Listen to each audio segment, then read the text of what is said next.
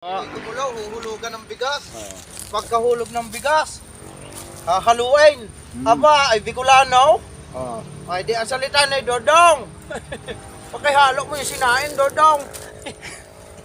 Ari ka ho, kami natukod din sa Batangas. Ari ho, binigay sa amin ni Kaka Cesar. Ari ho, aring baka ho. Kaka Cesar. Ari ka ang baka yung kakatayo namin. Ayan, ari ho, ayan. Sobrang laki niyan.